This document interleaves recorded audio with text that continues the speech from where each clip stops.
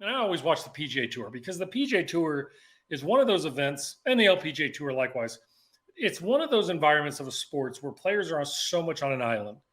They can't call timeout and a coach walks out and talks to them. They can't slow them down. They can't make a pitching change to bring in a closer on the 72nd hole. They can't make equipment changes or put in a pinch runner or anything like that. And so what you see on the PGA Tour is you see a week of work that comes down into the bigger pressure moments. And forever you've heard people say tournaments get real on the back nine on Sunday. No more evident than that at Masters, the U.S. Open, the PGA Championship, the Players Championship, or the Open Championship over in Great Britain and United Kingdom. What happens is those moments have increased pressure. Well, this week at the Honda Classic, you saw some really cool storylines. One I'm going to talk about a little bit later about Monday qualifiers. But right now we're going to talk about the champion, Chris Kirk. Chris played great all week. In fact, I saw a post earlier in the week by his swing coach, Scott Hamilton, big fan of Scotty Ham. We call him Pro, for the work that he does. And he's been with Chris for a long time. I've known Chris for a long time. And I just love the way he goes about his business. The thing about Chris is he's been very open about his own struggles, particularly with alcoholism, and how he turned his life and found who he was in those moments. And he hasn't won in a couple years, but he's been knocking and he's been doing great. And so I saw a post by Scotty Ham earlier in the week, and I was like, that's a guy to get behind. I'm not talking betting. I'm just saying in general, like he's going to play well at the Honda because ball striking is on point. There's a lot of risk out there. And I have a feeling his experience is going to bring him home. Well, lo and behold, as he went through 3 rounds, he had a couple shot lead, lost that lead in the final round to a young upstart pro, not really young by tour player perspectives, but more importantly, somebody who'd been around. He was a pedigree player. His dad was a pro. His mom was a legendary pro. And so he'd been fighting the battles of mini tours. And here we are on the back nine on Sunday, and they have to go through the bear trap. They get down to the 18th hole, par 5, birdie hole, going to get after it. Chris Kirk hits it right in the middle of the fairway. Eric Cole's in great position, and Kirky gets up and hits it 80 yards right into the water. So far right that he almost hits the stationary car that Honda had parked out there. That would have been great. In fact, at that point, I would have thought he did it on purpose. But Eric hits it and has to get it up and down. If he makes birdie, he probably wins. And Chris drops, hits his 4-shot up there, has about 15 feet for par. So really tight. Eric, brilliant short game, hits it hard, and it rolls up against the collar, which is a really tough pitch coming back. Chip leaves it short, makes his par. Chris bogeys, they go to the playoff. Pressure's high, right? First-time winner, somebody who hasn't won in many years. Imagine the thoughts that are going through. So when we look at that as parents and coaches, instead of asking our players, like, why did you do that? The question is, what were you feeling? What were you experiencing in those moments? Even those individuals will get bombarded with swing thoughts and bad thoughts and seeing the water and all that other stuff. And somebody just asks, how do you block them out? You don't block them out.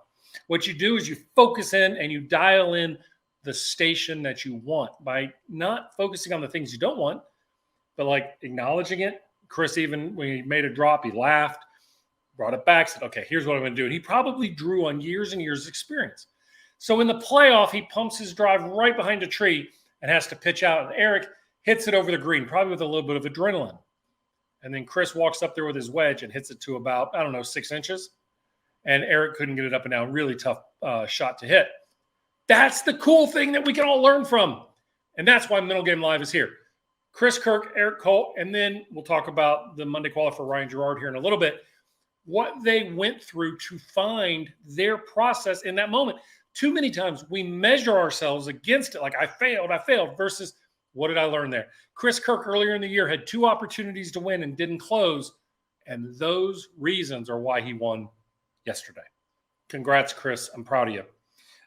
Let's dive into the pitch clock in Major League Baseball. I get this question a lot. And I'm going to look at the questions that are coming in and stuff like that, and I'll grab them as I go. This guy's the best. Are you talking about me or Basham, Double J? Because it could be either way. But when we take a look at the pitch clock, right, I got a call today from one of my Major League players who said, dude, this is weird. He goes, man, it's awkward. So the pitch clock was something that was started by Major League Baseball. It's been adopted in the college ranks now. And it'd been around minor leagues for a little while. But the whole idea of the pitch clock is that when the bases are empty, the pitcher has 15 seconds to make the next pitch. The batter must be in the batter's box with 8 seconds remaining.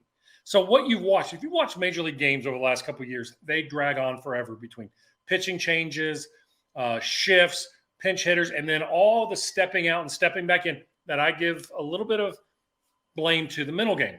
People are like, hey, let's center ourselves. Let's get reset. Let's get refocused. And that's a problem. So what the pitch clock does is let's go. Let's play the game. We know how to play. Let's go. And when they have a runner on, they have 20 seconds. The pitcher has. And if not, if the pitcher doesn't perform, they give up a ball. If the hitter doesn't get it done, they get a strike. Okay. But what does it really do? Okay. Everybody's going to make a big draw about the shifts and all this other stuff. And the pitch clock is there, but it's going to teach players that the clock that they have in their head will create tension and pressure. But those who have an anchoring mechanism, like I talked with my player today, we came up with a very clear mechanism that takes that long to get the mind settled in on a plan and then refocused on what they need to do. It's awesome.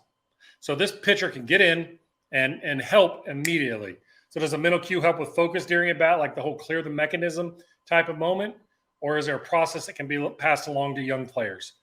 Oh, that's what it was, John. Thank you. I just saw the water go out there. So thank you. But it was still a miss for him. All right. I like the story better. I almost hit the car. So missed the grass by a foot. All right. Well, I like my story better. Okay. But if you have a point when somebody steps in, you can walk in and take the back corner of the plate and use that as your anchoring stop. As your foot's getting in, you can take a deep breath. As a pitcher, I can get the pitch, take a look at the ground, take a deep breath, and go. That doesn't take but a second or two. So when you're coming in there, it doesn't have to be clear. Nobody's ever going to have a super clear mind in hitting or pitching. I doubt Basham ever had a super clear mind when he was hitting, particularly facing some of the guys that he faced. I know I didn't have a super clear mind. I had a much more intentional mind and purpose-driven mind. Let's talk about LIV Golf a little bit. I'm fascinated by LIV. And in full disclosure, I have a player that plays for LIV. I've also got some other friends that are out there. And it's fascinating. I've been to a couple of the events, and it's unique. It's different. But the element that's really cool right now is the team event. And I think where people say, well, I'm not really that interested in it. The whole team event came about as being a secondary to a longer season. So now I think the team event's being forced into an individual tournament.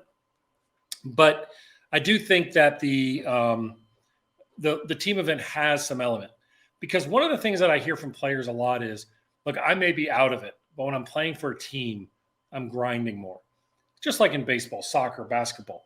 When you're out there and you have to play defense for your teammates, even though you may be having a bad day, it's easier to play for somebody else. What makes golf or tennis hard is you're rarely playing for another person. You got to learn how to play for yourself as if you are your teammate. And it's a great message to see how somebody's grinding is like, it doesn't matter. I'm not having my day. To, hey, let's get this last stroke in. Let's get this last ball in. Just like playing baseball, right? If I've got to get a runner over from second with less than 2 outs, I've got to be willing to do what it takes, even if I'm not seeing the ball well or I'm not fielding it well. In basketball, I can still bring energy to the court. I can still dive for loose balls. I can still shut off the lane if my shot feels off. That's the cool element of LIV. Let's talk about college basketball. I got this question the other day. Why do so many top players tend to fall apart, or top teams seem to fall at this time of year? And one of them is very few teams have the history and the experience of being number one.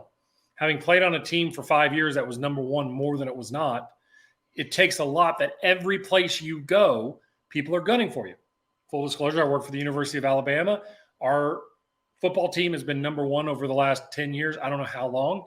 Everywhere they go, they sell out. Everybody wants to take them down. And so what it means is you've got to be better at dealing with the noise, not trying to play up to a number one status. When people have success, they try to recreate the success. But the best that play at number one aren't trying to recreate it. What they're trying to do is realize that they're in a little bit more volatile land, and they have to do the little things, the simpler things better. If you look in golf, world number ones don't stay there very long because the goal is to become number one, not stay there. Usually when you see players return back to number one, they have a different mindset, kind of like my guy John Rahm. He's got a mindset to stay there now. So it's not just about being number one, it's about staying there and extending what that takes. But in the golf world, if you're number one, every day you show up, you got press conferences, people are expecting you. If you have a bad day, it's like, well, come on, you're number one. a team has a bad game against an opponent in basketball or football and they're number one. It's like, oh, come on. How can a number one team do that? So some of those things to think about. And last, let's talk about Monday qualifiers. The cool thing about golf, PGA Tour golf, is that there are Monday qualifiers. And yeah, Wes, I'll talk about the anchoring in a minute.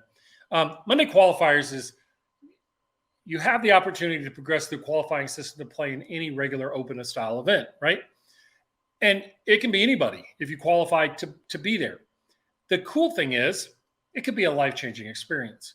So just like this week, Ryan Girardi, young player on the Korn Ferry Tour, which is the developmental tour for the PGA Tour, played his way up and made, I think, over $400,000. And that's a life-changing thing.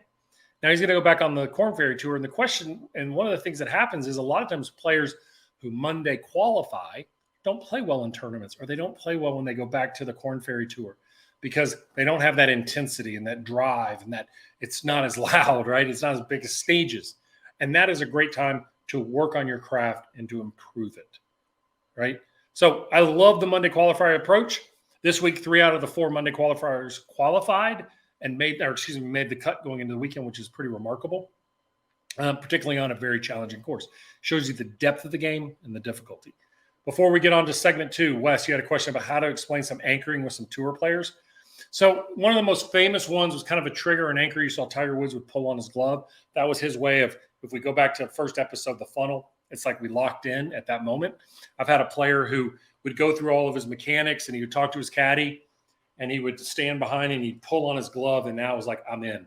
If you watch other players, they'll tuck a shirt or they'll do something like that. It's like, I'm in. The biggest mistake that players make is that they're like mixing two things together. I don't want you to be in a hurry to mess up, but I want you to kind of lock in and, all right, here we go. Now I'm in. And that little anchor is like my feet are here. Doesn't matter where I'm at, I'm anchored. So that's an easy way to do it. How do you remain calm when things are out of control, when you're a control freak, flights being canceled 2 days in a row here in Toronto? Hate to hear that. But maybe it's a blessing they were canceled. That's the way I look at it. Maybe there's a bigger story at play. All you can do is ride with what you got. Let's go to segment 2. We're going to talk about capability and capacity right after this.